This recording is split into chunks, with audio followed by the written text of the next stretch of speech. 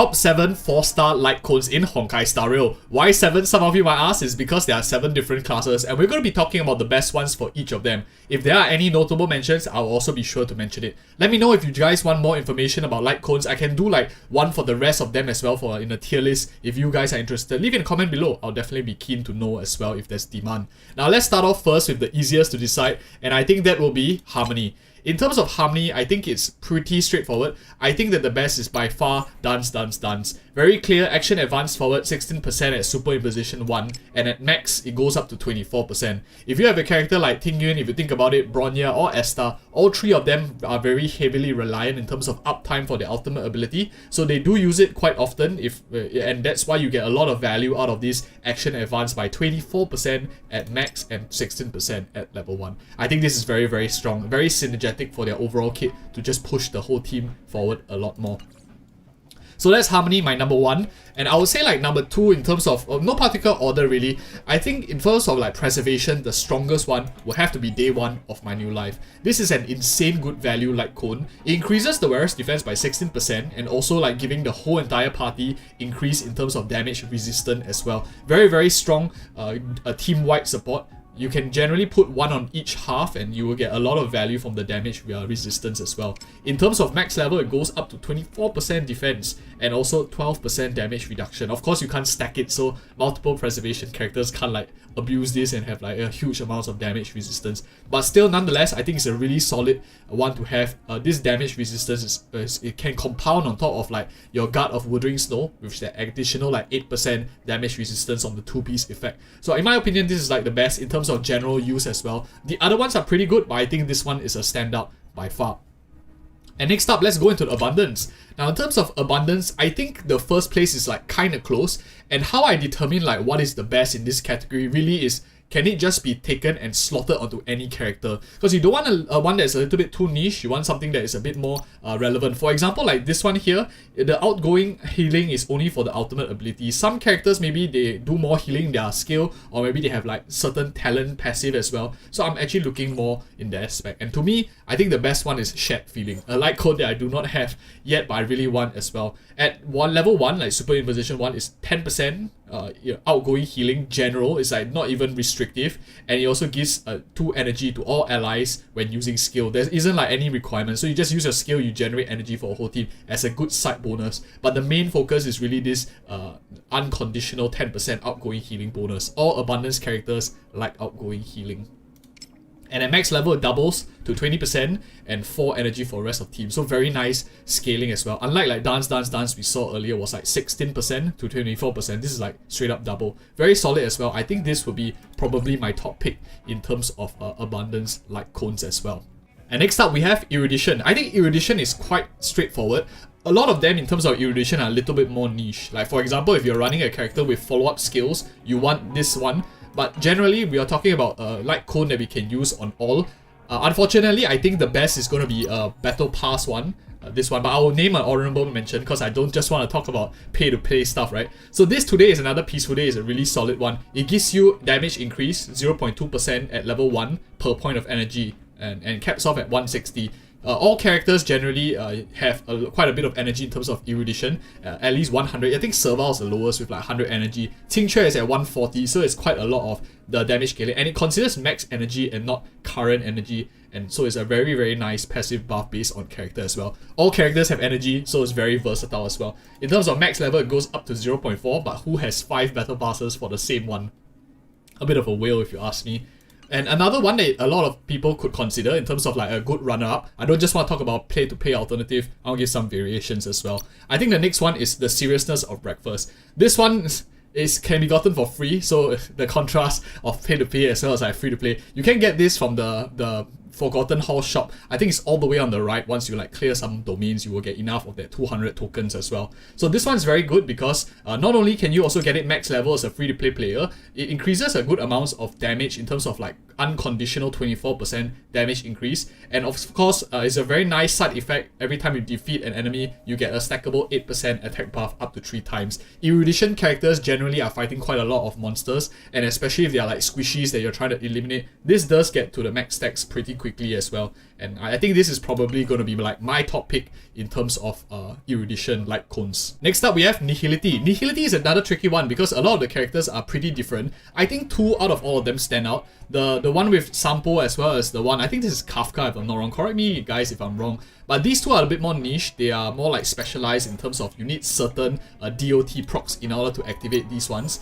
They are a little bit more niche in that sense, but Good Night Sleep Well and Resolution Shines as Pearls of Sweat are a little bit more versatile as well. If you would ask me, I think based on these two, I would generally prefer Resolution Shines as Pearls of Sweat, and the reason for that is because it gives a very nice defense ignore of 12%. So for example, if your Nihility character is going first and it inflicts this defense break on the enemy, and even maybe like slows them or do some other Nihility stuff, this is a very nice additional bonus, and it gives all Nihility characters the option of doing like defense break. So I think this is tremendous amounts of value. The only thing is that of course it's a very low base chance, which means that if you want more probability, you either have to raise it up to super in position 5, or of course get better hit rate chance and pray to RNG gods as well. But jokes aside, I think this is a really strong one. Good amounts of passive side effect defense ignore. It's not like as good as Pella's defense break, but to consider that any Nihility character can defense break, I think it's pretty significant if you ask me. It changes a lot of playstyles as well.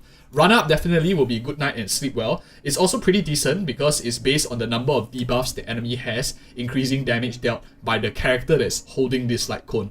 It's generic in the sense that it can use by a lot of Nihility class characters, but as you can see, the other one offers a lot more team-wide support. So depending on what you're focusing on, I think you will rank them differently in your arsenal as well. But those are my personal top 2 for the Nihility Lightcones as well. Alright, and let's go down to the Hunt. Now the Hunt, in terms of like the 4 of the free-to-play alternatives, is actually pretty close, and we will have to consider like this cruising in the Stellar Sea because it's a free-to-play 5-star Lightcone as well. But for the sake of this video, I'm just going to compare like 4 stars to put it on like equal playing field. In my opinion, I think it's the best is the Battle Pass one, but I will be naming an honorable mention and giving you my thoughts as well. Out of all of them, this is the one that offers a very nice 12% crit rate. Of course, the 5-star Lightcone also offers crit rate, but this one is like slightly more. And after doing a crit hit, there's a chance to dispel 1 buff on the target as well. I think this is quite useful as it makes your character, for example, if you are playing like Danheng, you can make him into a utility character that is able to like dispel buffs on the enemy, while at the same time also, for example, being able to slow the enemy when he lands a crit hit with his skill as well. At max level, it goes up to 32% and 24% crit rate, and you have like multiple instances of crits. It does proc this pretty well as well, Return to Darkness. But who has a Imposition 5 Battle Pass? Like, it probably takes a while to get there. But other than that, I think these 4 are quite close. Sword Play requires you to hit the target a little bit more. This one, River Flows in Spring, requires you to not get damage. I think Subscribe for More, I really do like the name, it's really nice. But this one requires you to have like max energy and not want to use your max energy to get the full bonus, because only when you have max energy you get this additional 24 damage bonus on your basic attack and skill. But if you are attacking for this bonus, you actually lose like the energy regen in that attack instance that you are doing. So I think this is a little bit more conditional. Overall, I think like the most neutral, not much downside will be only Silence Remains. Pretty simple, increase attack unconditionally by 16%, and if there are 2 or few units on the field, the wearer's crit rate increases by 12%, which is as much as like the Battle Pass Lightcone one that we saw. And on top of that, this one is a free Lightcone, or well, gacha in that sense. Any free-to-play can get it, and it's not gated behind Battle Pass. But overall, I think it's pretty solid as well. And if you think about it, Hunt characters are generally used to take down a chunky enemy. So most of the time, there are usually like 2 big enemies, or maybe like 1 big enemy, unless he summons squishies and stuff like that. So those are my thoughts in terms of Hunt, and let's go on to the last one, Destruction. Now Destruction, I actually stared at this screen for a really long time. It's very difficult to distinguish between all of them. All of them are pretty similar in a sense, and the Destruction characters are quite varied. Some of them, like Hook, does a lot of damage but doesn't sap life.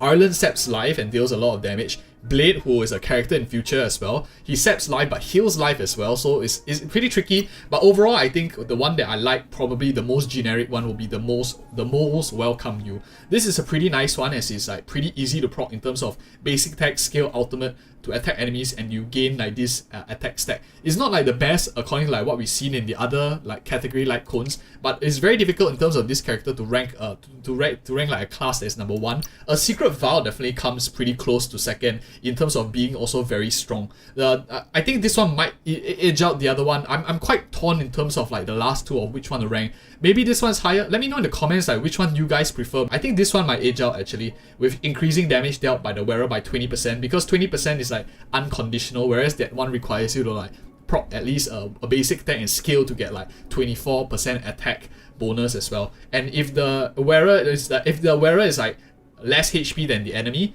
based on a percentage basis, the wearer deals like another 20% damage. So it's pretty strong also.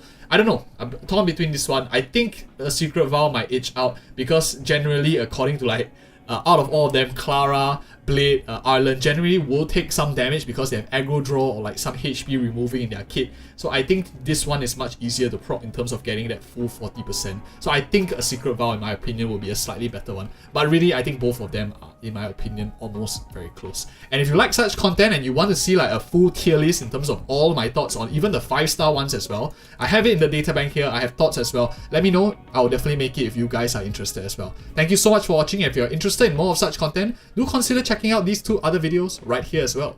And see you in the next video.